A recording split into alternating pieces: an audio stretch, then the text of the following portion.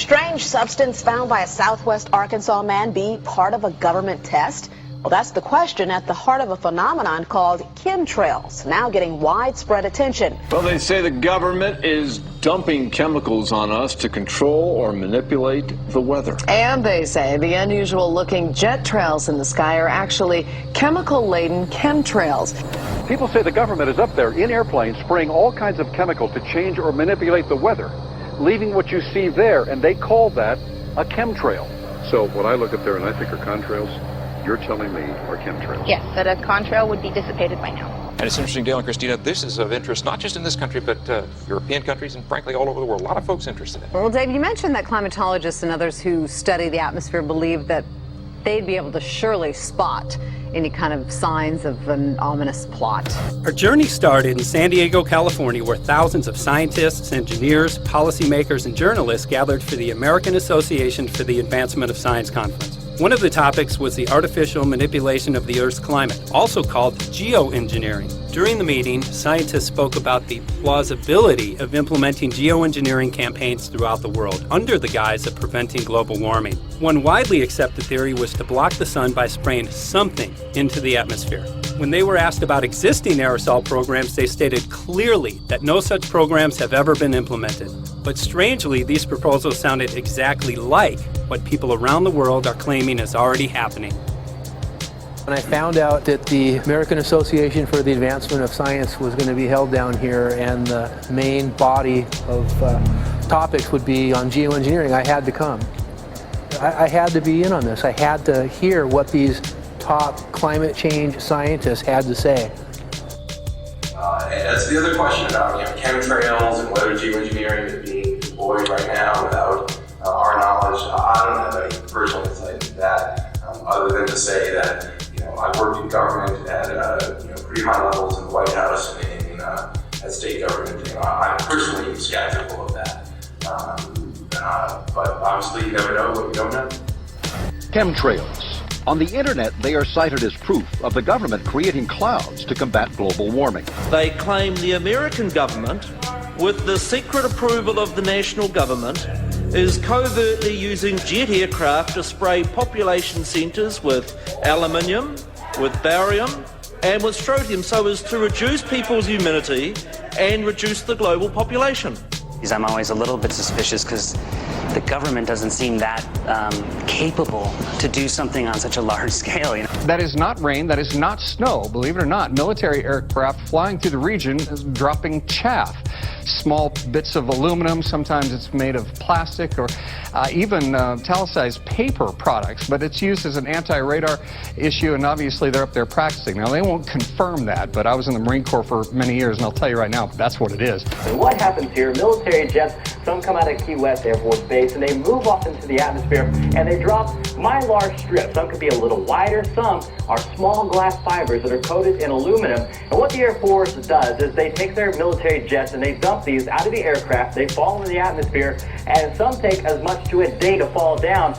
This is inevitably military or something going on. The government, the Air Force, you see this kind of a pattern like this, you can rest assured there's something going on. They're actually little bitty magnetic and little bitty strips of, whether it's aluminum. It's a nuisance to you and I to determine what's real and what's not, but it looks like it is a life-saving operation there from the military. The apparent motive behind this conspiracy theory is one world government. Order, I cannot hear. Mr. Speaker, I want to assure the House that both my ministry and my colleague, the Minister of Health, who have received correspondence on this issue, that this conspiracy theory does not have an iota of truth, and that the trails observed from aircraft simply come from jet engines. Question number 9. Order. And I think what an appalling example it is of the new Foreign Affairs spokesperson for the Labour Party that she's spreading conspiracy theories about the United States government. I think the House has heard sufficient. It is called geoengineering, fighting global warming by putting a chemical dust in the atmosphere and reflecting harmful radiation back into space. We take geoengineering to mean deliberate, large-scale intervention in the Earth system. There are a variety of schemes that have been discussed for geoengineering. A classic example is injecting reflecting particles into Earth orbit. Nevertheless, there might be some good reasons to think about alumina. It turns out, first of all, there's been a lot of work on the environmental consequences of alumina in the stratosphere. The big deal really is that alumina has 4 times the volumetric rate of forcing for small particles as does sulfur. And that means you have 4 times less surface area for the same rate of forcing. And this is a much bigger deal. You'd have roughly 16 times less the coagulation rate. And that's the thing that really drives removal. So you could get away, we think, with much smaller mass fluxes. So that's why we see things like in the use aircraft patent from '89, they talk about aluminum. And that's why we're seeing in the surface water samples aluminum. And here's David Keith saying that aluminum has 4 times the reflective volume surface area. So they'd like us to think that we're talking about sulfur, but here they slipped up and let it out that aluminum is 4 times better to achieving their ends, and it sounds like it's going to be one they don't want us to know the effects of. The little picture is from a nanofabrication study, which shows you can make very high quality, and do this in just a jet in a very simple way, make high quality alumina particles just by spraying aluminum vapor out, which oxidizes. So it's certainly in principle possible to do that. There's a big literature that's already looked at that. And you could do that by either building new versions of these aircraft or even re-engineering existing aircraft. So there's some ideas of that. So you go to an engineering firm and you want this done. They don't say this is hard or unusual. They say, okay, yes, we could do it. Aerosol geoengineering looks like it is so cheap that the cost is basically not going to be an issue. That means that implementation decisions will be risk-to-risk decisions. The risk of doing it against the risk of not doing it. And it makes the problem of how we govern it fundamentally harder and different and novel. So I've told you that it's cheap to deliver materials to the stratosphere, and I'm convinced that's true. I don't think that will change. But I think the more we do research, the less easy this will look, the more complicated the environmental effects will look, and that's a good thing, because right now it looks too easy. So I think that if we do more research, we're likely to find out that it's harder and more complicated than we thought, and that the side effects are harder to manage, and that's a healthy outcome that will make it easier to do the management. Of course, the opposite reaction is possible. It's an empirical question, how people will actually react to knowledge about this. Another reaction is to say, if these crazy scientists are so concerned about putting CO2 in the atmosphere, they want to think about these things, then that might actually mean we should be more serious about the risks of CO2 in the atmosphere. And by the way, it's not really a moral hazard, it's more like free riding on our grandkids. And by the way, it's not really a moral hazard, it's more like free riding on our grandkids. Numerous air quality studies, including from CARB, California Air Quality Resource Board, have named submicron-sized particulates as being particularly harmful for human respiration. Through all the discussions today, I have not heard any mention of this fallout, and has this been studied, and also the effects of a highly reactive metal like aluminum on toxifying soils and waters? The question is, what would be the effects of these materials on human health if they came down into the stratosphere, in particular small particles and aluminum? So the collaborators of mine working on the aerosol scheme are actually folks from Carnegie Mellon who focused on human health impacts. And while we haven't published it, that was the very first thing we did, was do the order of magnitude calculation in level pencil and paper, but with an expert on human health impacts about whether there could be an issue. And for aluminum or other particles, there are a lot of toxicological things that need to get looked at seriously. But if you're just thinking about the sheer number of particles and the human health impact of small particles, the answer is, well, we haven't published it. That was the first thing we looked at with some of the leading experts who do epidemiological research on human health impacts, and it's not even close to being an issue. Clarify, so 10 megatons of aluminum dumped into the atmosphere would have no human health impact. So let me be more careful here. We're to separate out the toxicological. So the alumina, we've only begun to research and published nothing. Alumina, we've only begun to research and published nothing.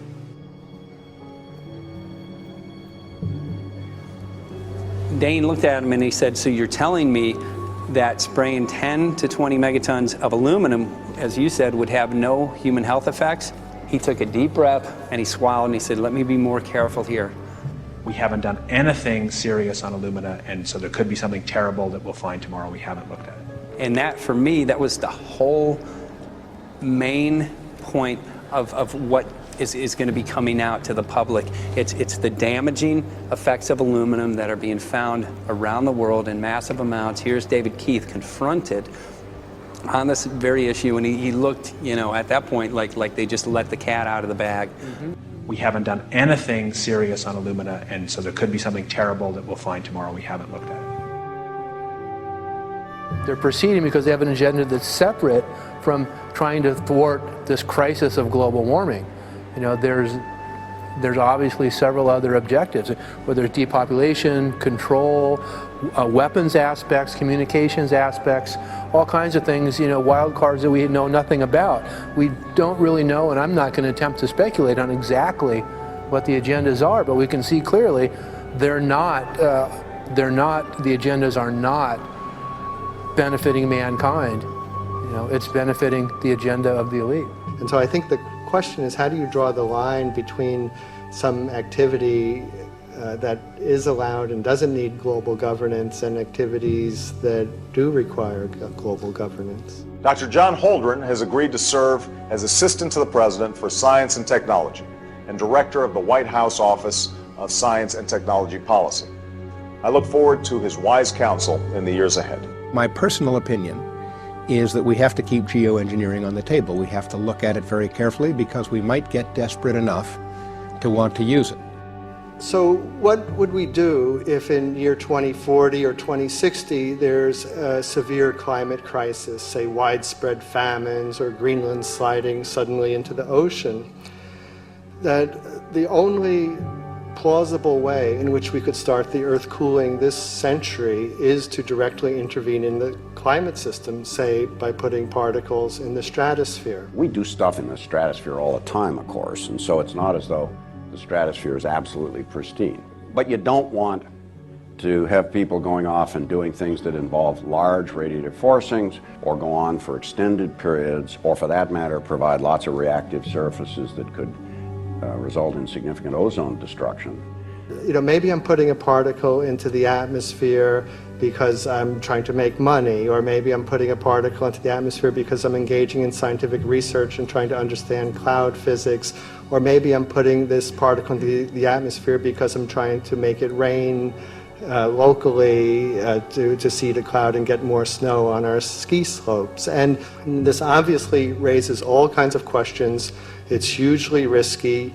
It will likely negatively impact some people, but we might find ourselves in a situation where those risks seem worth taking. One of the things that really shocked me was in one of the breakouts they had the benefits of these programs and then the risks. Now the benefits, the one thing that was stated was the just cooling the planet. Some of the risks were ozone depletion, droughts in Africa and Asia. I got to tell you, I came away from this experience after listening to these scientists for 4 days of symposiums, really concerned because it's clear now that they are justifying, rationalizing, and looking to legitimize some really, really horrible impacts, further impacts on our environment. And they're basically formulating the sales strategy and the implementation and oversight strategy and the funding strategy. After San Diego, I was shocked by the programs that had been proposed. I decided to write about it. That night when I finished, I sent the article to an online publication with my email address attached. When I woke up the next morning, my inbox was flooded with responses from around the world. Why? Because I had just broken the story on aluminum in geoengineering models, which I had no clue at the time that very few people knew about. Now this metal, aluminum, is being found in massive quantities way above normal levels all over in rain, in soil, and in snow. After that, the calls started pouring in from people who were desperate for someone to investigate. That was the fuel that started the film. Before we started filming, we had the opportunity to sit down with one of our favorite authors and documentarians, G. Edward Griffin, to find out what he knew about the subject. I'd like to talk for a minute about an issue that's getting more and more attention. That's the issue which scientifically is called stratospheric aerosol geoengineering, also called the chemtrail issue. I'm very aware of the chemtrail versus contrail controversy. As far as I'm concerned, it's an open and shut case. I have been watching the development of jet travel from its very beginning. I used to live near the Los Angeles airport. Remember when the first jets came in and landed, man, they made a big noise. We never heard a noise like that before. And we used to go down and sit at the end of the runway and watch these jets come in and take off because it was a novel experience. I've been watching jets all my life, and I know about jet contrails. I've watched them. They're vaporized moisture, ice crystals, and they get out there in the atmosphere, and then they effervesce and evaporate and then disappear, and you can see them. Plane moves along, and the little white trail follows right behind it, and usually about 10 or 20 lengths of the plane or thereabouts, and then it's gone. And you can still see them that way, by the way, once in a while. So there goes a contrail. These other things we're talking about are not at all the same phenomena at all. These planes go by, and they billow out this white smoke, and it covers the sky from horizon to horizon. It doesn't dissipate at all. And they crisscross each other.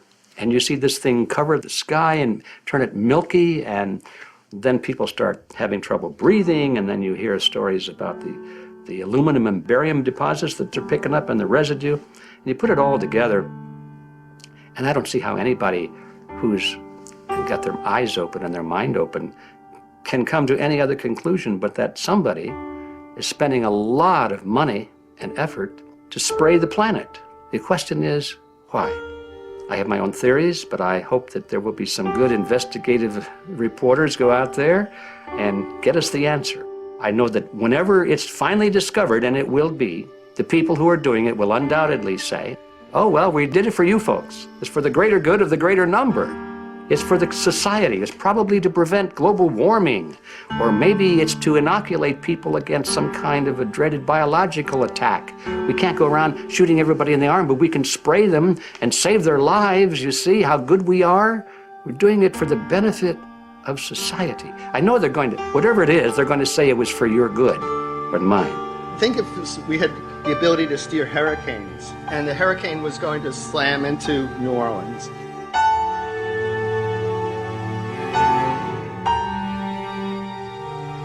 And let's say you could steer it so it would hit Mississippi instead, where for 100, that means I would be willing to more or less kill 18 Mississippians to save 1,800 New Orleanians. And if you do that knowingly, are you murdering those 100 people? And there's all kinds of equity issues there.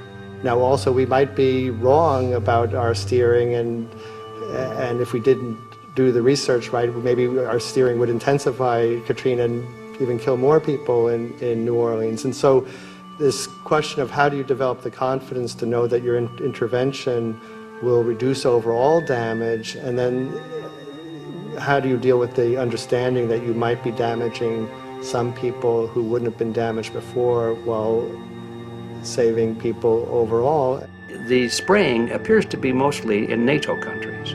I've seen it here in the United States, I've seen it in England, I've seen it in Scotland, I've seen it in Canada, and I've had reports from people who live in France. There's a grouping, there's a political grouping here of some sort. It's international in scope. It's not just an American phenomenon, it's international. And anybody that wants to investigate that, I think, has to take that fact into consideration. They're going to find a political grouping and a political motive here. But in my humble opinion, it's not in your good or mine at all. I don't know what it is, but we'll soon find out.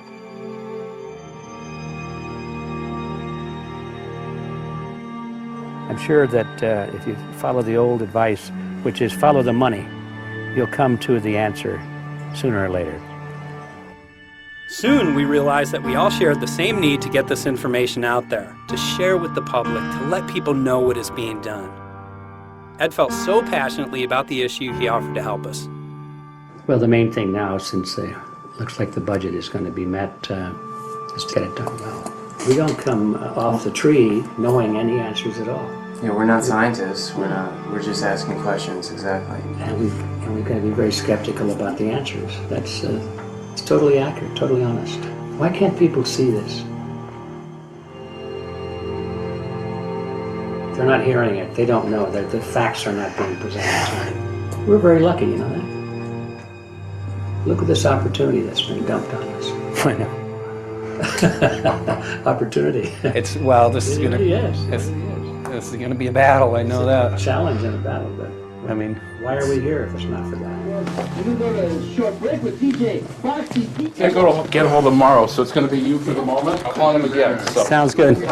I saw the sky crisscross with chemtrails, and I can't remember if it was in LA or I was on the road, but I had looked up one day and I thought, look at that. That's not the flight path, man. That was a grid, a regular grid over the city, and I couldn't believe my eyes. Milky white clouds. And, you know, it all seems very obvious, and now the evidence of what we have on the ground with the aluminum, the barium, strontium, and with what we see in the patents and what the geoengineers say are going to happen, I mean, for the everyday Joe, this is a slam dunk. This is a very delicate moment for the powers that be, because they're taking a covered-up operation like the tropospheric aerosol program, or chemtrails, Project Icarus, whatever, it's had many names over the years, and they're making it overt into a geoengineering scientific shield to deflect sunlight, because global warming's out of hand.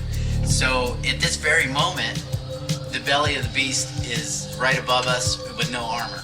Whether people believe in chemtrails or not, the geoengineering should be scary enough. And when people learn about geoengineering, chemtrails will then become apparent because they're the same. So you're talking about global conspiracy here. Geoengineers propose doing this on a global level. Off to Redding, California. Guess this is the second step after the 8 AF meeting. We'll see what we find.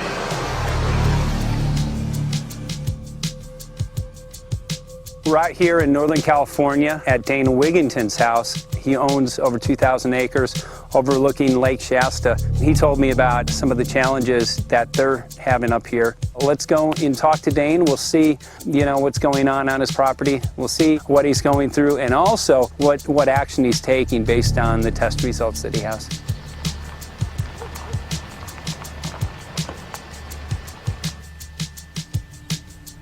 As you know, I have a background in the energy fields. I worked on the first solar plants in the continental U.S. in the early 80s. My home was on the cover of the world's largest renewable energy magazine, so this is my background. My goal has been to alert the public there is a mountain of toxic material falling on us, period. Before about 5 years ago, our skies were typically blue, and now you see it's covered with lines and haze. And virtually nothing you see on the horizon, nothing you see in the sky above us is a natural cloud. I mean, it is virtually all the remnants of these aircraft lines that you see fanning out, spreading into clouds, artificial clouds. But the sky is a very dirty look to it. There's not the white cloud blue sky that we had only a few years ago, but it looks like there's some sort of massive industrial activity or forest fires burning over there, and we see that typically every night. You see even down to ground level, the clarity drops off significantly, and we don't see that except for the days when we have these long, lingering trails that spread and cover the whole sky, and on certain days you can see these trails actually dropping vertically like a veil. We assume the particulates are descending, and we have the tests to prove that we are being inundated with levels of aluminum and particulates that are literally tens of thousands of times what would already be considered high. So we're not talking about exposure to a slight percentage higher of these toxic materials. We're talking about quantities, for example, off the side of Mount Shasta. If you can pan back, that's a landmark in Northern California, considered to be a pristine water source. Aluminum or snow sample off the side of Mount Shasta tested 61,000 parts per billion. This is just ordinary snow water, and people are drinking this stuff when they're hiking on the mountain. And remember, government action is required at 1,000. This is 61 times over the government limit, and our hikers are drinking this poisonous water on Mount Shasta Mountain itself. Barium, 83. Strontium, 383. So this summer, the people climbing are drinking poison. Basically. I certainly wouldn't want to drink 61,000 micrograms per liter of aluminum. And again, we've already seen in 5 years soil pHs in this area that have escalated 10 to 12 times, and we can prove that conclusively. Well, this is not speculation. We can prove conclusively that these metals have been in the rain. We have duplicate samples. Bachelor of Science in Forestry, International School of Forestry at Missoula. Master's in Zoology, specialized in aquatics.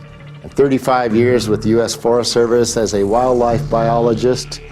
And before that, several years with the USDA Soil Conservation Service as a soil conservationist. Also have run the botany programs, range and grazing programs. And I continue that today. Right now I do a lot of master gardener consultation work. When I started this garden back in about 2005 or so, the pH here was 5.5, 5.6. This is the old soil survey of the county. You can look at the page right here. This is my soil right here. It's a Dietz 125, 126 here at my house. And here, the soil reaction pH should be between 4.5 and 6.0. And over there in the pure mud, it's even a little darker. It's 6.8 right there. And what can this do to plant life and ecosystems? Well, you haul one of these things out and you start looking at the little things that are crawling around the soil. A lot of times they aren't there anymore. The little soil arthropods that you can barely see on a microscope, you can actually see movement with this. Little tiny macroscopic, look like little moving pieces of dust. Those start to go away.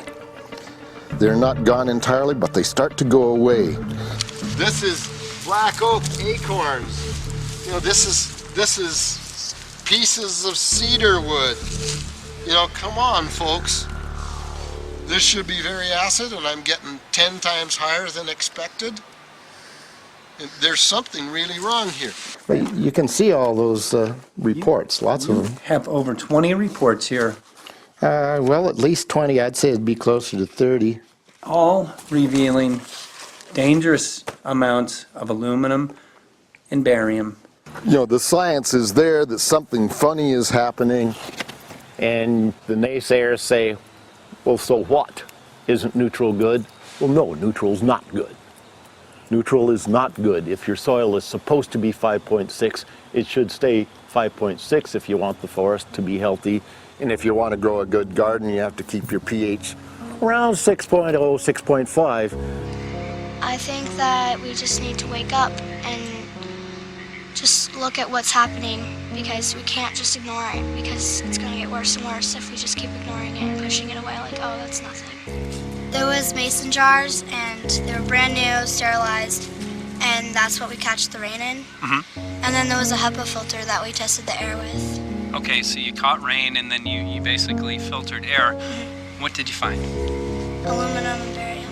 Here's another test that's revealing 375,000 parts per million aluminum, barium at 3,090, and strontium at 345. Yeah, that's from a lined pond.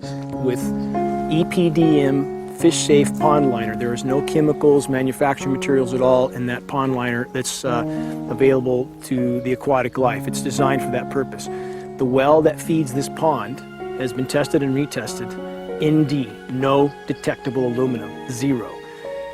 The only other place this pond can receive water is rainfall. We are located on a filtered, forested hilltop, miles and miles and miles away from any industry, highway, and so forth. After several heavy spray days, there was a film that we received formed on the surface of the water, and we tested that crust, and it was aluminum and barium. That after a year and a half's accumulation had 375,000 parts per billion of aluminum in it. It's literally toxic. We can say conclusively that what we see in the sky matches expressly what's outlined in numerous patents, and the materials on the ground match those patents. This material was not there 5 years ago. It is a recent phenomena in the quantities it's in. It has escalated in some cases 50,000% in 5 years in the case of aluminum. From our original baseline reading of 7 parts per billion, which was already high, it has escalated up to 50,000% in 5 years. And we've seen profound changes in that time. Dr. Leonard Time, PhD in chemistry, I cross-checked with him And he says the oxides of aluminum, barium, and strontium will drive your pH into the coastal, from an acid soil like this up into the neutral. There's no question about it. And that's exactly what you see happening. Wow. I have a doctorate in inorganic chemistry from Oregon State University, in which I was working with different metals and oxidation states, and then did a postdoctorate work at Brandeis, where I was working stabilizing off oxidation states of different metals. The goal is to sort of figure out how everything fits in the dynamic equilibrium of life. I was working with Francis up in Mount Shasta, and he showed me some rainwater analyses that had to do with levels of aluminum, strontium, and barium in the atmosphere. So I feel the major toxin in these chemtrails is the aluminum. And from the levels we were looking in at Mount Shasta, this is totally, totally unacceptable. When you get to metals and biological systems, you're no longer talking about the bulk aluminum that people think about when they're drinking from soda pop cans and that. So once it gets to the aluminum oxide stage, it just forms a plaque within your arteries and shuts down life. When you take elements that normally aren't out in the environment and you start putting them in the environment, it raises some serious red flags. Aluminum is a very specific nasty in biological systems. It takes that site and it never lets go, and it shuts down the site, and that's it. And so as you accumulate aluminum over time, it causes major neurological damage because it ends up as aluminum oxide that's essentially stuck in place and can't be flushed out by normal systems. At the core of everyone's condition, there's always some level of toxins. And aluminum is known to have cancer-causing effects. The half-life is decades. I think that we should be working on taking more of these toxins out of our environment instead of adding more toxins in. It's very concerning that if we add more toxins to our environment, that will be increasing the rates and risks of cancers. Even one patient is not worth it. So sad that they would consider putting aluminum in our environment to affect something when they could be causing so much more damage. Wherever the material is coming from, it is there. The amount of metal falling on us cannot be disputed. Absolutely, this is not speculation. The amount of metal in the last 4 years, as I said, have increased to a degree of thousands of times, and California Air Quality Resources Board has studied the aerosols from China. These metals are not amongst them. Mike, the reason I've chosen to focus so primarily on this issue is I feel all other issues are secondary. What could be a greater priority than not being able to walk out your door and take in a breath of air without sucking up heavy metals? If our land base is being poisoned, if our waters are being toxified, what will we have left to work with? Whatever we choose to focus our time and energy on, whatever our political beliefs, that this is a common ground for all of us. We must have air that we can breathe that's not full of toxic chemicals and metals. We must have water that's not completely laden with whatever is being emitted from these aircraft.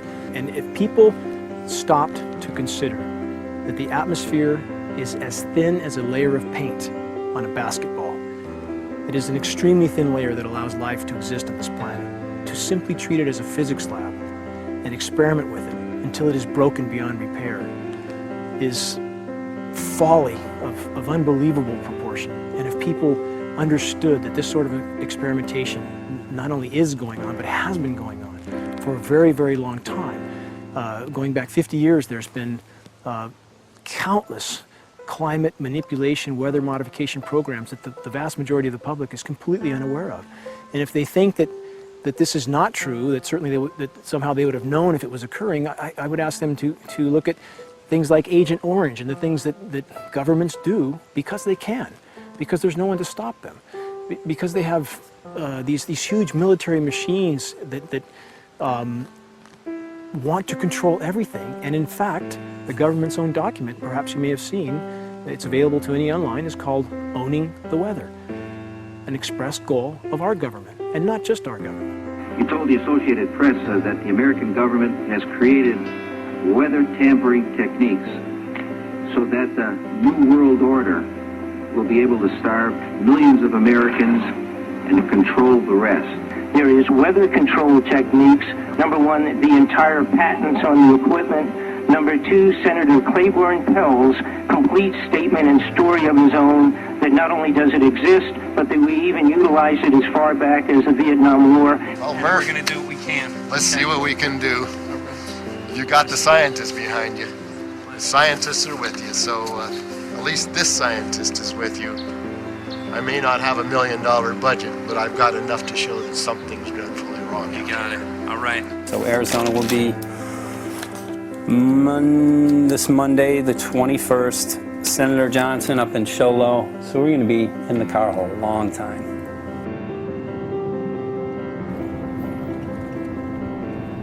Well, it is such a pleasure. This is such an excellent place back here, I'm telling you, Michael. But you know what? We love it. It's so private and it's so quiet and peaceful. And please come in. My name is Karen Johnson. I served in the Arizona State Legislature for 12 years. I was in the House for 8 of those years and in the Senate for 4 of those years. When you see a plane fly overhead, there's a trail that leaves the end of that plane, and it goes from one horizon all the way to the other as the plane flies across, and it begins to filter out and cover more and more of the sky in kind of ripples. It widens out and fills the whole sky.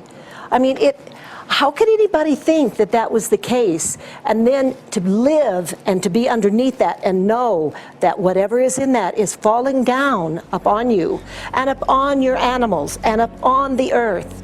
And I mean, it's frightening to me. And if people don't start really waking up and facing the fact that we've got people that are doing terrible things to us, and we had better wake up and fight back now. I mean, I'm the mom of 11 kids. I've got 35 grandkids. I mean, I've got a stake in this. I care about what is going to be left for my children. I care about it, and I'm extremely worried about what is going to be left to them.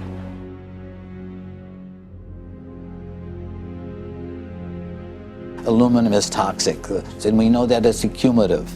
And we know that we're getting more. So we're absorbing it in the air, we're drinking it in our water. So we are accumulating more. So the thought of more aluminum being dispersed in our environment in the way that you mentioned is very frightening to us and very disturbing to us. Those of us who have done any research on this are really quite concerned that we are ill-informed about this issue, and mostly that it's being done. Aluminum is toxic. We know that it is. We can debate as to the amount of toxicity that is going to be disturbing the body, but as far as really accepting the fact that it's accumulative, it's synergistic, then we have to conclude that it's not a good idea to put it in our atmosphere, especially when we know we're getting increased amounts, and especially since we know that the scientific communities around the world are pointing a finger at the heavy metal toxicities, at the toxicities that we're absorbing in the day-to-day food that we eat and the air that we breathe. The concern is off the charts about why is this happening? Why is this being allowed to be sprayed continually all over the United States, all over the world? Who is paying for this? I mean, the incidence of Alzheimer's has just skyrocketed, which evidently has to do with an accumulation of aluminum in the brain cells. I mean, I think almost every family has been touched by a member as they get older having Alzheimer's. And it's a horrible disease. And to say that, well, this just came because people drank soda pop out of aluminum cans, you know, when my father passed away with Alzheimer's and he didn't ever drink soda pop, you know, that explanation doesn't ring true with me. And so I'm wondering, how much did this chemtrail spraying back in the Illinois area affect him? Aluminum and fine metal is an accelerant. Our friend who's a firefighter up in Pine, Arizona for 20 or 30 years says that the wildfires now that they're fighting are way beyond anything they've seen before in intensity. And when you look at the air samples and you see the fine particles of aluminum, which is very flammable, and magnesium settling on the trees, this is causing unprecedented savage wildfire. But if you look at this, you can see these are parts per million. They sent this to me, and I just found this to be extremely interesting because we should have like 2 parts per million of aluminum in our air. And this is saying that there's 39,000 parts of aluminum. That's astronomical. Barium is high. I mean, these are way off the charts of what people should be breathing or what's coming down on them. And, you know, if people wonder why their health is deteriorating, why they're having to go to emergency rooms, why they can't breathe, you know, why they're getting Alzheimer's, this has been planned. We have elites, I don't know what you want to call them, one worlders, Illuminati, I don't know, whatever you want to call them. But with these people that don't care about the average person. They only care about themselves, their greed, their power, and if they eliminate, you know, 2/3, 3/4 of us from the planet, so much for the better for them, because then they don't have so many people to have to herd around and worry about. So this is a lot what this is about, and this is very, very alarming and scary. I mean, where is this stuff coming from, and why? Why is this kind of stuff being put out there? You know, I've heard different explanations about, oh, we need to cool the planet, all this and that. But if people are up there trying to cool the planet, why do they need all this kind of stuff in it? The explanations just never have really rang very true. And as I'm setting up the equipment, she looked at me, she said, all these trees here are dying. And I said, what? She says, all these trees in here are dying. So I thought, well, I'm going to test for aluminum, because that's one of the key things in the programs that we're talking about, and titanium. And I took some of this bark sample and tested it, and it came back positive with aluminum and titanium. Then I started traveling around California, noticing the same thing. In Lake Tahoe, there was a lot of the same type of bark, all through Sacramento area and Davis. Just about everywhere I went, I was noticing this silver white bark. What I think is happening is these chemicals are getting down and destroying the roots. And then as they come up, they're going out into the bark. Those two right there are the ones that are just, it just hurts so bad to see these two, because look how old and big they are. We probably lost 40 trees right here on our 10 acres. Every week, every other weekend, we'd see another tree that was beginning to die. And I mean, it's just so sad, we just cry. And to think that that might have something to do with it, along with their other explanations, would really, really frost me. Every time you lose a tree, you know, it's not good, it's just sad. And there's another one over here in this little group of trees here. Don't you feel better when you stand up and fight than if you crawl down in a little hole and go to sleep? You know, I mean, my gosh, people, your families are out there, children are out there, your grandchildren. I mean, you've got to do something to help.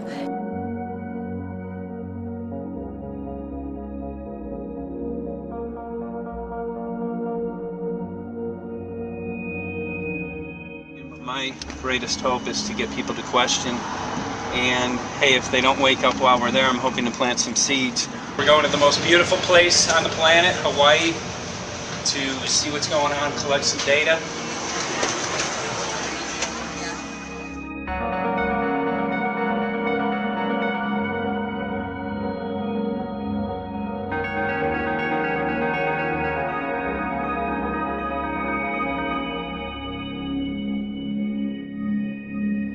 Thank you for having fun with us. Hope you enjoyed the trip.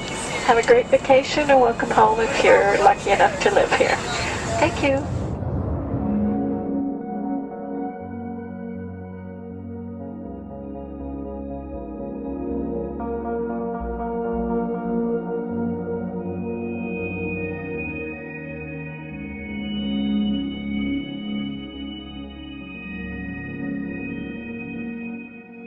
The whole valley's off the grid, so it's either solar, wind, or generators. Look at this, man. Yeah, the mind can't even conceive of a dream of this. Right. Yeah, right. Even coming here, and one would never think, you know, in paradise that it's getting destroyed. And they're doing it island style. They do it off the island, right? They do it off the island, so they don't, you know, you don't see the chemtrail airplane. The theory is that they're spraying the ocean, offshore, and It's coming in on the... and it's coming in. Now these are coming from the west. They're also spraying on both sides today. A lot of this stuff is actually chemtrails coming this direction. There's material that's blocking. We should be able to see to the horizon, you know, where the Earth curves, because we're high enough and we have the ocean, right? So we should be able to see. We should be able to see the Big Island. It's only 30 miles away. And you can see it's not a blue sky behind it. That's the key. It's all, you know, has that kind of weird looking blue, like silver blue, I call it. And this is a nice day. You know, there's no more blue sky. The night, we're gonna look at the stars at night, and it's like, you'll see, you can count them. There's so few stars at night now. There should be hundreds of thousands of stars, and I can count the stars. There's like one here, and one planet here. It's like, you might see, some nights you'll see 100, some nights you'll see 10. This is what concerns me, this kind of stuff right here. It's just soft. Okay. This just comes right off, this bark. That's not natural. For I've seen hundreds of thousands of coconuts, and I've never seen it falling apart like that. Look at this, you guys. I've never seen anything like this. I used to trim trees all the time on the Big Island. I've never seen anything like that. That's why I'm concerned. Not an easy task that you have here on the island. I could see the skepticism because it is so far beyond anybody's reality. It's amazing. It's just amazing to try to look through somebody else's eyes. Like my eyes, I can see this, so it's like night and day. And other people, it's just the illusion is just so deep. What do you think would happen if everybody awakened to what was going on and what the plans were of geoengineers? I think they'd have a revolution in Hawaii. If people really understood what was going on. What's your concern for, I know that you love the land here. What's your concern about the chemtrails? Well, that we won't be able to live here and grow our own food. And that our health is going to be compromised. Do you think it already has been? Yes. And the thing is that they're doing it every day here, every day. So it's hammering, micro doses every day. And then, of course, it's getting in the environment, and of course, it's weakening the plants. And it takes a couple years for this to actually weaken the plant. So we're asking for GMO taro. We're asking for GMO papaya because we can't grow our natural seeds. We can't be sustainable. We can't truly, you know, be here as God created us to be. So my friend convinced me to do a hair analysis on my daughter. So we went ahead and cut close to her scalp and got some really recently grown hair and sent it in. I was just sure that my daughter's hair was going to be so clean with the lifestyle that we live. And lo and behold, it came back and her levels were really high in aluminum. This is the chart here. This is the reference range, and this is where my daughter is. 23.1. Aluminum. The skies are covered with a white mist, and I look up at night anymore and I don't see the deep, dense stars that I used to, and I can't help but think this obviously has something to do with my daughter's health. I don't know where else these heavy metals are coming from. Yeah, I mean, look how old she is. Yeah. She's been isolated here. Here, and she's... Here. Anybody looking at the situation would be like, this is paradise. This child should be like superhuman. Organic farm. And here you are getting all this heavy metal stuff. And she has highest level aluminum on the chart. Never had a vaccine either. Folks, these people are playing God. They are playing God. They're manipulating the weather and they're spraying stuff into the sky. They are trying to geoengineer everything, including your plants and trees and your ocean.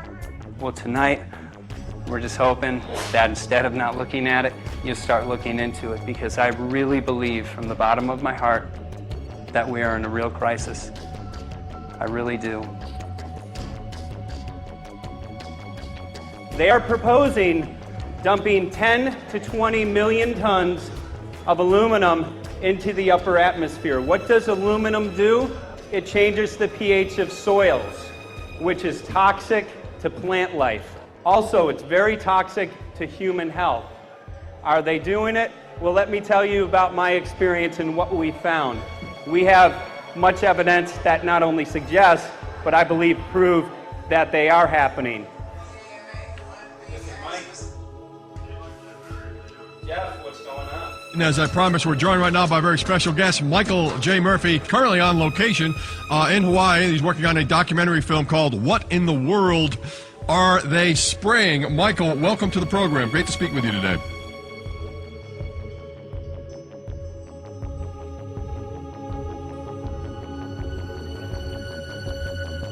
I had a friend who recently, he's always looking at things from a different perspective. He's a bit of a conspiracy theorist, you know, and he says that whenever the president comes to LA, there's no spraying that week. Could you have a better place for an interview? I mean, look. Well, this is being done over our farms and over our things. So basically, they want to eliminate our ability to eat organic food, have clean water. So in some ways, it sounds to me like, and you know, again, it's just a projection, but it sounds to me like this is control. How do we control the masses? Yeah. How can aluminum be good for you in any? And what was the second chemical you mentioned? It's barium. Barium aluminum. Obviously, those are toxic to everything. To human health. To human health, to farms, to animals, to everything. 61,000 parts per billion. And there should be a government alert at 1,000? At 1,000, people are drinking this. People that climb the mountain, they're drinking that snow. It's poison. Oh my God, that's so disgusting. So that's 60,000 times above regulation. Exactly. 60,000 times above regulation. And I've talked to friends and they're like, well, that's just ice. That's just condensation. And I'm like, you can talk to a second grader. Ice doesn't float in the sky and spread out that way, you know? You're not an expert, but you're a concerned citizen who said, wait a second. Who's actually doing the research. Yeah, you're doing the research, and that's what we need to do as Americans and say, you know what, I want to know what's going on. I want to know what the FDA is doing to my food. I want to know what the government's doing with my air, my water, and the soil. And, you know, it's just great what you're doing. And I just, my kudos to you for bringing light to this subject. Put all of the theories aside, just what geoengineers are proposing and what's being found is scary enough. So we can just address that. And I encourage more people to just step up and ask questions and do what he's doing. So thank you, Michael, very, very much. Aerosol spraying aluminum affects everywhere, and we have a beautiful tropical climate which I believe might be in jeopardy. So we wanted to not only come and bring the message of what people were finding around the world, but encourage people to test for the aluminum, strontium, barium. Essentially, I think it was an effective trip. I saw a lot of people here in Hawaii, in Maui, awake and not only curious but willing to look into this deeper, and that's my only hope. This is one of the boldest moves, I think, from Ed Griffin yet. This is the taboo topic that nobody's supposed to talk about, and that is aerosol spraying. Now, we've got tons of documented proof of errant aerosol spraying. It just blows my mind that the whole essence of humanity has always been to look up into the sky and ask why. Though there are no limitations, there's endless space, an endless universe. Now, in the 21st century, we're not allowed to do that.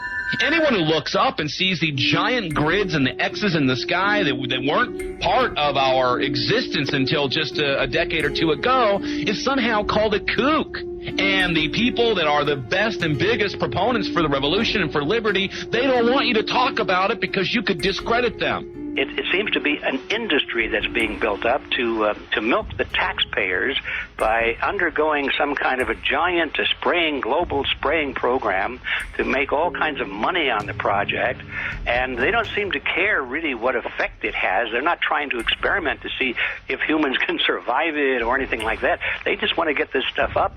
And then we discover, as we're going further down the line, that there are companies generating genetically modified organisms, seeds, modified seed crops they're being engineered to resist the aluminum in the soil. And a lot of crops won't grow in that. And so now, after they've messed up the soil, all the farmers were going to have to go back and buy seeds that have been genetically engineered to resist the aluminum that have been put into the soil. And all of a sudden, mankind is completely dependent upon these companies like Monsanto and other giant agricultural firms. You can't even grow natural seeds anymore. And we're looking at that. It's a shocking thing. I hope we don't find that that's true. But all the arrows right now are pointing in that direction. We get into cost-benefit analysis here because there's also HAARP could be involved in this. Geoengineering, as you guys mentioned, which is documented heavily in Dennis Kucinich's bill, that is the Space Preservation Act, which, by the way, I don't think got through Congress. And then Kay Bailout, as we call her here, Kay Bailey Hutchinson, also put together some legislation in order to qualify geoengineering, which, again, is supposed to save us all from global warming. But it is cost-benefit analysis because they can benefit on so many different levels. Ed, that's how they do everything, isn't it? That's right. And, there's an old adage, if you just follow the dollar, follow the buck, you get to the source of the problem. And it looks to me like there's a tremendously profitable industry being built up right now around this concept of geoengineering or weather modification or reducing global warming and all of these other things that can be sold fairly easily to an unsuspecting public. They all say, oh, well, that's good. We don't want global warming, And so they put up with this, and they don't question, they don't criticize. But behind the scenes, you see a whole industry being built up, which is, as I say, tremendously profitable. And the money for all of that is coming from the taxpayers. And it's a scam is basically what it is. We're just focusing on the one area that is real easy to prove. There's no speculation in the area that we're going into. They definitely are doing this geoengineering. They definitely are talking about it. They're working up formulas for it. They're putting together strategies for it. They've got funding for it. Everything is in place. We don't even have to go into those other areas to make the case. Okay, let them believe that, but at least they must understand that there's no question that they're talking about it and planning to do it. And so shouldn't they be equally alarmed about what they're going to do if it can be shown that barium and aluminum and some of these other toxic metals are very destructive to the planet and destructive to human health? Isn't that enough? How many issues do we need to crank into this? And so, if you're going to kill the planet and kill the population, do we need any other reason to be alarmed? What in the world are they spraying? Thank God people are asking this question. That's all we want. We just want to be able to ask these questions. Our good friend G. Edward Griffin, all these years, Mike Murphy and Paul Wittenberg are doing this great effort with your help. This is a community effort to get people real information. What in the world are they spraying? Any final quick comments before we're out of time? And my only final thought is that we asked the question, what in the world are they spraying? And we now know what it is. And folks, you're not going to like it.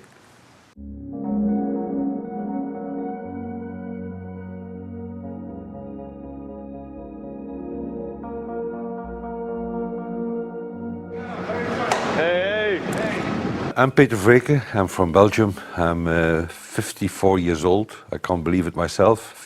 I'm a very happy and grateful person. We are doing the job the police or the justice department or the environmental department should have been doing.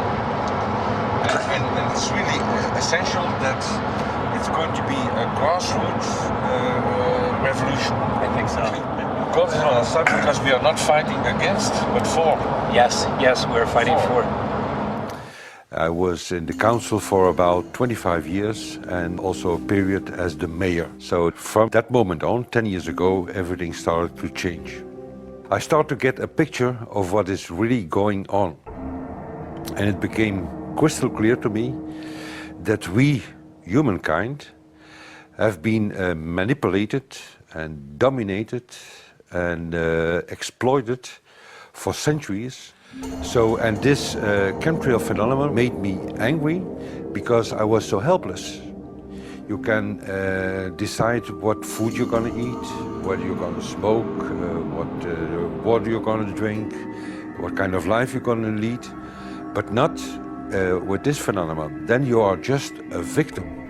It's only a game. And there have to be good guys, and there have to be bad guys. And luckily, we are in the position to be able to play the role of the good guy who has the chance and the opportunity to overcome. 3 days that we shared with them, my heart just dropped because it was such a beautiful way to live and such a peaceful way to live.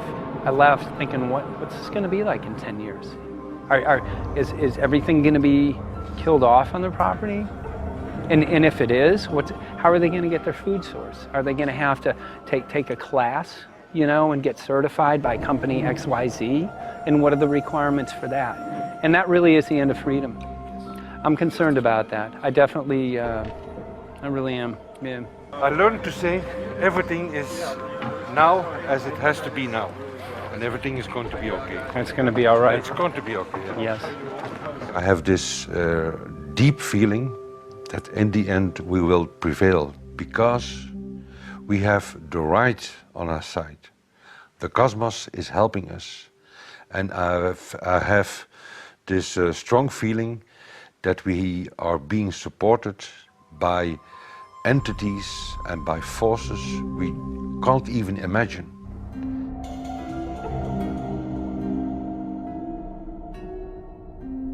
Here for the first time we have this scientific proof that we are being spread.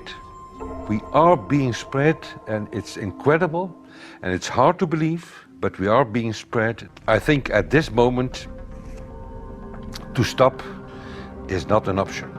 Once you know it and once you have a tool like this and an opportunity like this, that the issue of chemtrails or persistent jet contrails or whatever name you use for it, that this phenomenon is recognized as being real, publicly debated on.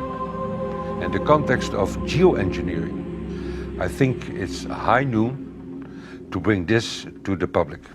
This is what the sky is supposed to look like. These are old paintings. We forgot this, I'm afraid. In the years that I have been a medical research journalist, I have looked at many, many things, and I found the same three issues in whatever I'm looking at. And that is that we are being dumbed down, we are being made sicker, and we are being made infertile.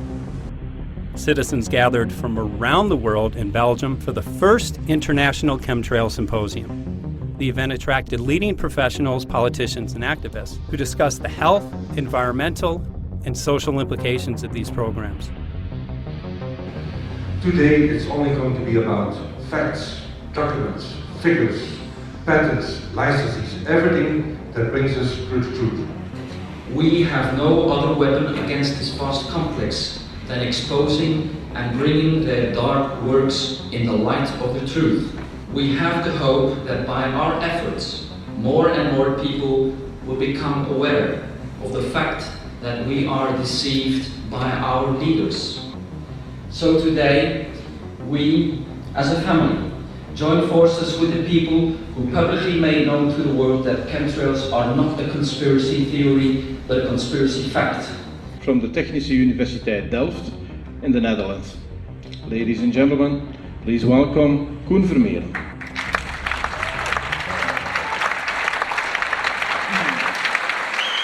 Well, I'm Koen Vermeeren. I'm a university professor of Delft University of Technology. Usually people are with their heads to the ground in their own two-dimensional space and they don't look up. But if you do, you see more and more spaces like this. And it worried me too. I have no explanations to our students about these phenomena. And then I studied it myself and I found out that I couldn't give them the answers they wanted, because I think that the phenomenon is not natural. It's not natural what is happening, and the explanations that are given to us are not enough for me. If you look at them from a scientific point of view, the first thing a scientist does is trying to explain something. Because I'm smart and my students are not as smart yet, so I have to give them answers to questions. But if you ask most scientists honestly, they cannot answer all your questions. If people are using climate control over our heads, I want to know about it. I want to know the consequences, I want to know the health impact, I want to know everything. I need, as a teacher in my university, to give answers to my students. And they have good questions. And I don't have the answers, and I want to know. Excellent. And we should discuss this. Ladies and gentlemen, for here you in the auditorium and for all over the world, Michael Murphy.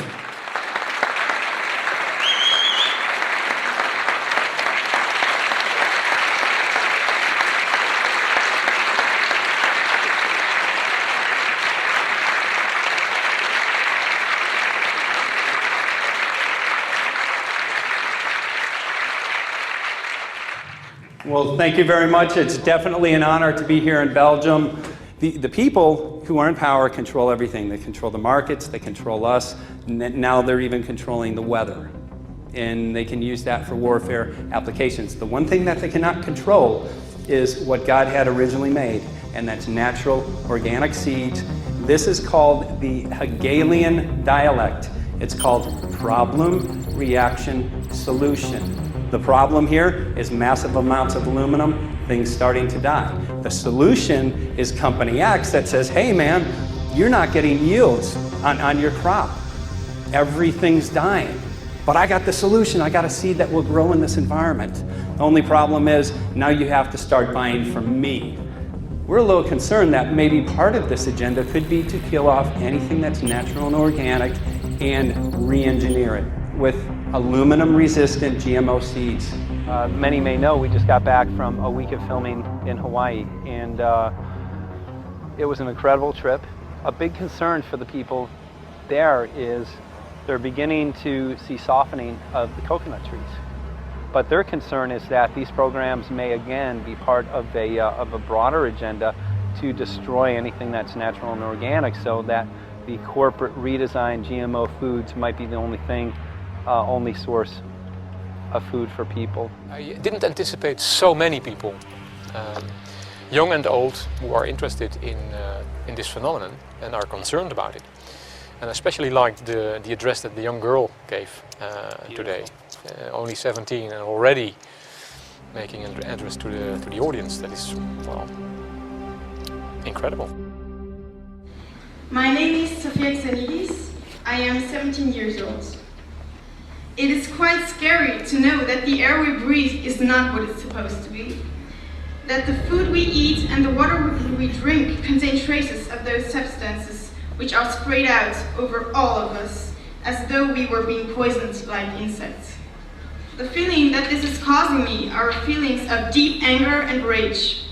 I don't want to be poisoned, I don't want to be infected with cancer, and I'm just so angry that this global poisoning can be going on such a massive scale, and not enough is being done to stop this crime. A clear answer to one question. Are we being sprayed? Have we been sprayed? And is it their intention to spray again and again?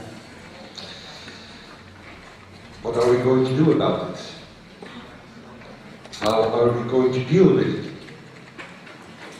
How are we going to stop it? I know the answer. There is only one person who can stop it. And you know it. You are. You are the person, the one you have been waiting for. We are magnificent, beautiful, godlike, divine human beings. Ladies and gentlemen, sisters and brothers, in this auditorium and in the whole world, thank you so very much for being present with us. And for now, please enjoy this anthem.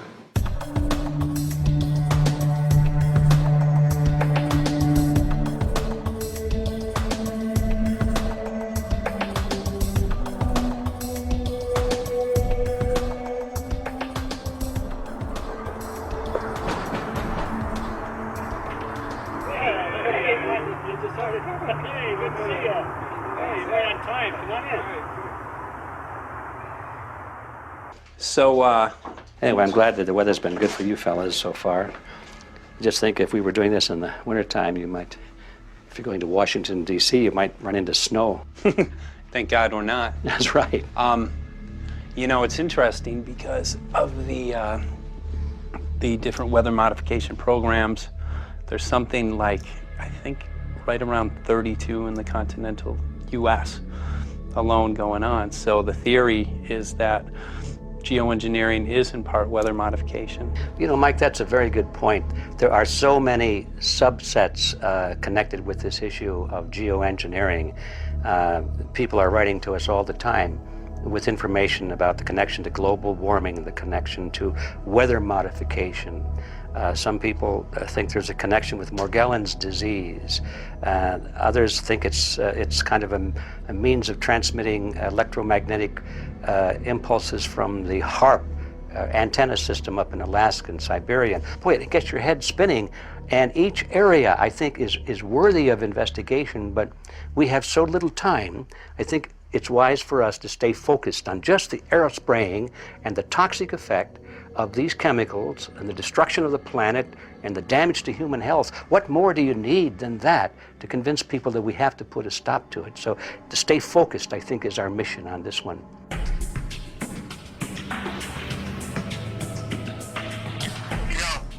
Jeremy, we had an idea. We know that you know the political system real well. Our idea was this: we have a ton of data and information that we've collected throughout our travels, and you know, we really think a good way to end the film would be addressing this to elected officials, some of the senators. So we were wondering this, if you might be able to come and kind of help us out and perhaps show us the way in how to get this done politically. But it sounds like a really good idea, and I'm also going to get to, in terms of researching who it is that we should really focus on talking to about this.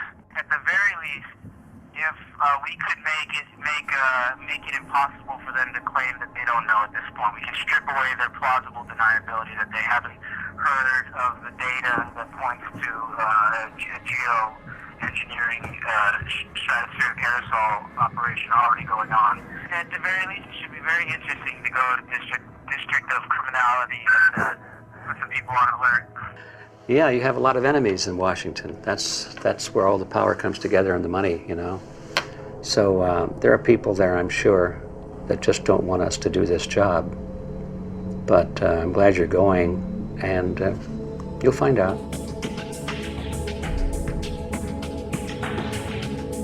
We took the data to Washington, D.C. There we presented our elected officials with the following letter.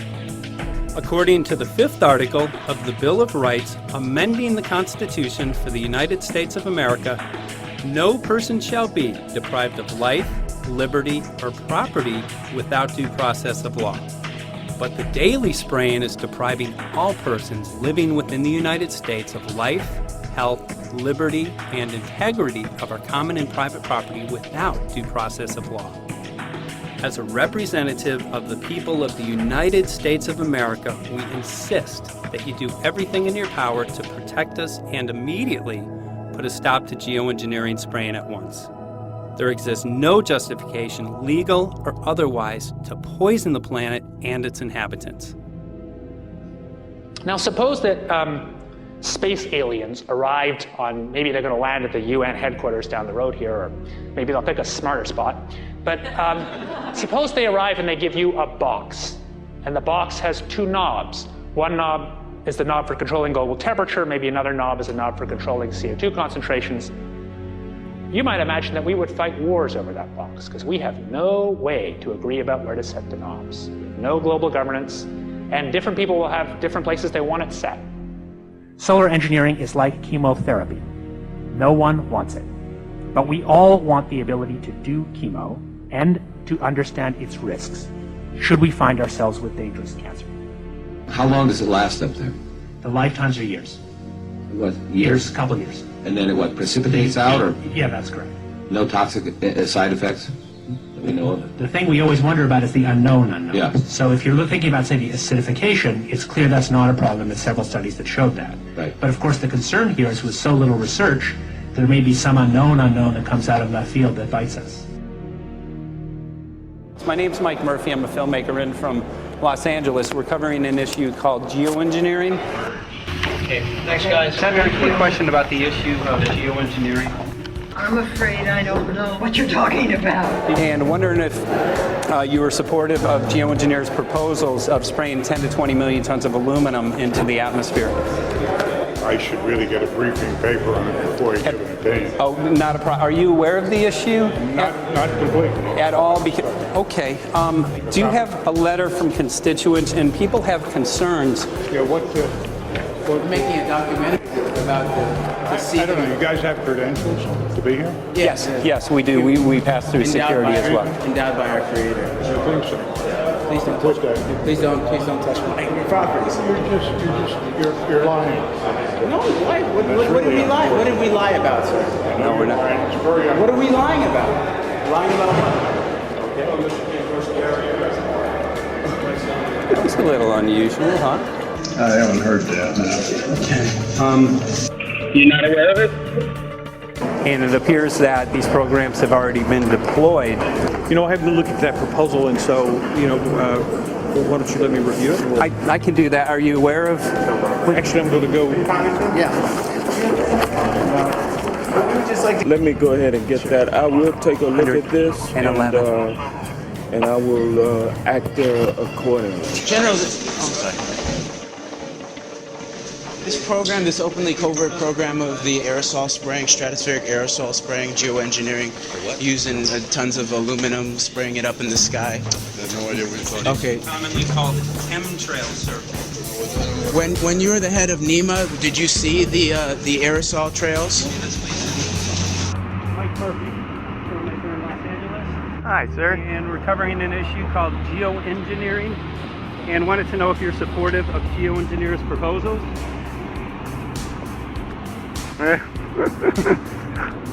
Congressman? Hey, Congressman. I'm wondering if you're supportive of geoengineers' proposals, which is dumping 10 to 20 million tons of aluminum into the atmosphere. Pardon? Okay. Can you make an appointment for my office? I'm not supportive of it. I haven't looked at it close, so I don't. Have you heard of the issue? Because it's becoming mainstream in public, and there are actually congressional committees which are being formed to talk about these programs. Mm-hmm. Yeah. Well, I think when we drop anything into the atmosphere, we should know prior to the effect of that, right? Yes. And if we don't have the knowledge as to what the effect will be, we shouldn't do it. I think there are 4 different options for thinking about deployment of geoengineering. The first one would be we just ban it. I would argue that one does not want to get too firm a restriction in place on small-scale studies early on because it'll tie the science hands. I think what the science community ought to be trying to do is say, you do small-scale stuff inside this space, and it's a scientific question what that space ought to be. There shouldn't be a lot of oversight and restriction. Congressman? Excuse me. Hi, I'm Mike Murphy from Los Angeles, covering an issue called geoengineering. These guys are running from the geoengineering issue. I wonder why. I'd have to talk to my staff. I don't know what your details on that are. Have anyone made you aware of the issue, or? Sir? Congressman, your committee talked about geoengineering last November. Are you in support of those proposals? I'd love to give you a paper. Which? Geoengineering? You know nothing about the geoengineering issue? Never heard of it. They call it geoengineering, but Yeah, I never heard of it. It's nothing I've ever heard anything about. when we looked up in the air today outside, you could see we saw this stuff going on. Quickly, have you heard of geoengineering? No. The proposal is to shoot 10 million tons of metals into the air. This committee, Science and Technology, covered it for the first time. No, I've never heard of it. So we were very concerned. We spoke with Congresswoman Watson's office, and her press secretary, Ms. White, was familiar with Representative Kucinich's Space Preservation Act, which mentioned chemtrails and the weaponization of the atmosphere in space, and then it was pressured to be taken off the bill. Did you see the aerosol spraying going on today over the Capitol? Congressman?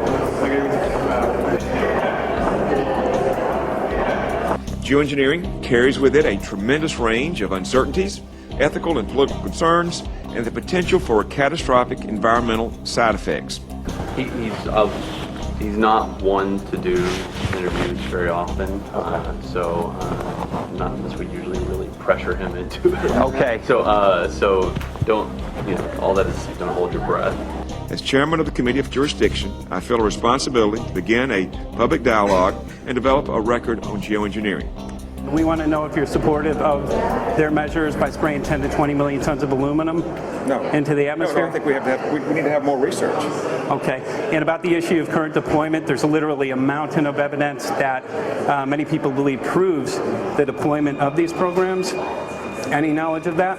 No, there's certainly not a mountain of evidence, but I do support research into geoengineering, and I also support looking into the international governance of that. Okay. I hope anybody that has studied it knows, at least I think, that it's a radical proposal, and I hope we don't have to use it, but there may come that point in time where we do. Now, if we could provide you with the evidence that suggests that these programs are and have been ongoing, would you be willing to address this publicly?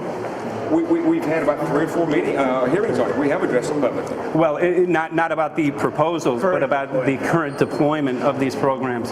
Citizens. I don't support the current deployment. I think we need to have more research, and that they have consequences that go beyond one nation. And so I think that there needs to be governance to that. Governance is not simply an issue of deployment, but governance before deployment in terms particularly of large-scale scientific fieldwork. I concede that on this subject and in general, it's not popular to talk about global rules. And when these people started talking about the need for UN Security Council oversight, a supranational environmental security enforcement with a strong mandate by the UN, it really was clear that they're looking for a global power behind the manipulation of the environment. But I do think it needs to be sort of an international kind of treaty that does tie and bind all nations into a common fate. It is a common fate. And unfortunately, it's not just big governments that could do this. It is small governments. It is billionaires probably could figure, I'm going to save the world all by myself, and I won't bother to mention it. How do we decide when there's a planetary emergency?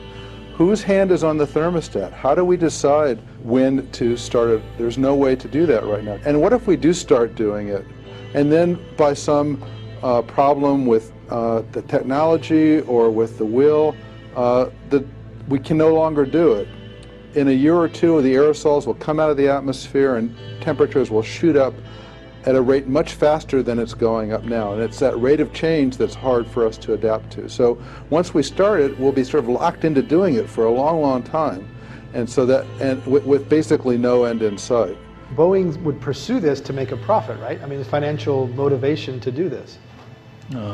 Let's see. So let me not speak for Boeing.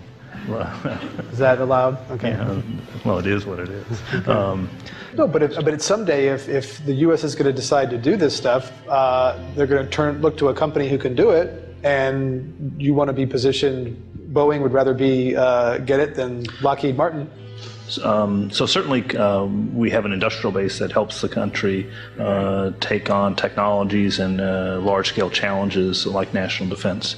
And we do that both for a profit motive as well as, I think, as a national service. So I think it would be truly disastrous if, you know, we discovered a few years from now that there was a black program that some government had stood up to sort of learn on the quiet how to do this. It's pretty clear you can cool the planet, but you will not and cannot bring it back to exactly the same climate state you started with. So you may or may not, and I expect we'll have a lot of back and forth about how useful it is to ameliorate the risks of climate change. I think there's a good evidence it probably is useful, but we don't know. But it certainly can't get you back to exactly the climate you started with. I think everybody agrees with that. Do you think you'll see deployment in our lifetime? Let me say I hope not. Al? I would agree. I hope not. I hope not. Okay. I see this as something like an evacuation plan. That you build big dikes. Maybe that's the emissions reduction to try to keep the flood from wiping you out. But that if that flood should come, that you'd like a plan for what to do in the event of that catastrophe. So I see these options more as a catastrophic response option and not as a way to reduce risk of everyday climate change. You would advocate mitigating consumption of beef as a means of accomplishing your objective? Yes. How would you suggest going about that? You can't. I mean, it's your job to decide what to tax and what not to tax. Obviously, if you wanted people to behave differently, you give them incentives and disincentives for behavior. But I'm sure that's the answer you wanted to hear, Mr. Smith. If only my time had not expired. Thank you, Mr. Chairman. Because there's literally aluminum and barium contamination found around the world, believed to be from these programs. Like, look, today over the Capitol looks like they're deploying some type of aerosol. Did you see it? No, I didn't, but good to see you. In a James Bond scenario, some rogue rich guy puts some airplanes in the air and seeds the clouds. What is to prevent that? Okay, are you aware of the issue? You do it through the...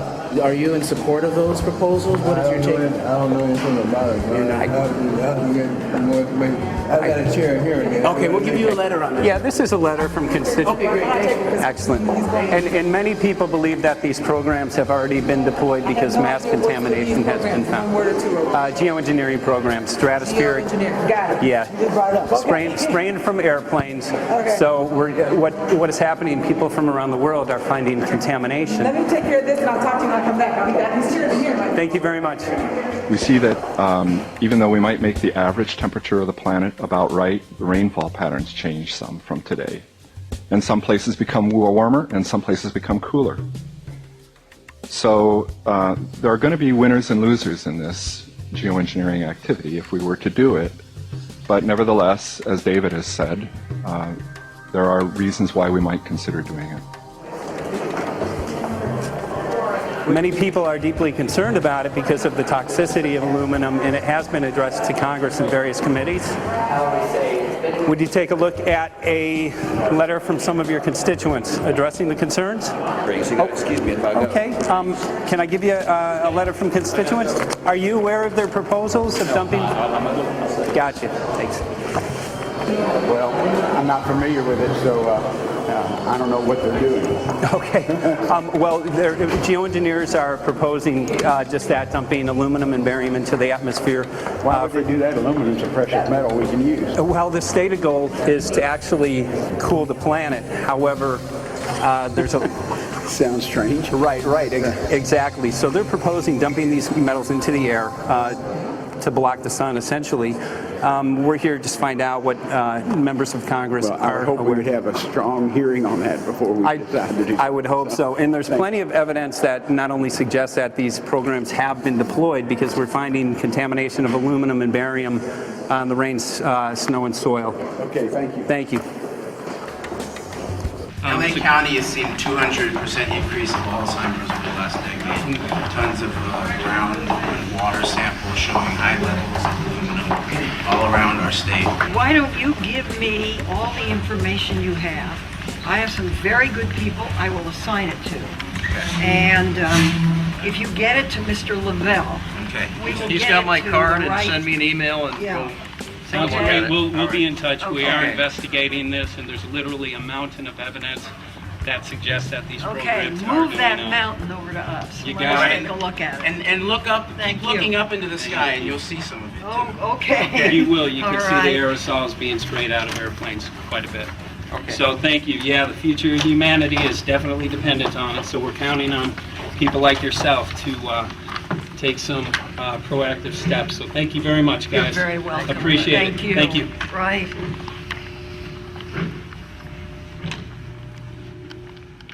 A lot of Congress was running down the hallways to avoid answering any questions, looking for doors in the hallways.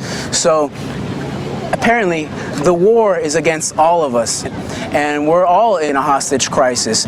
People who took an oath to uphold and defend the Constitution are not only know this is happening, are participating in this. And all of us have a duty to stand up and speak out about it. Why is the water being contaminated? Why is the soil being contaminated? Why are aluminum-related diseases going up? And it's affecting all of us, and thus we all have the duty to stand up and speak out and get educated and stop this. For our own sake, for our children's sake, it is a crucial moment in history right now.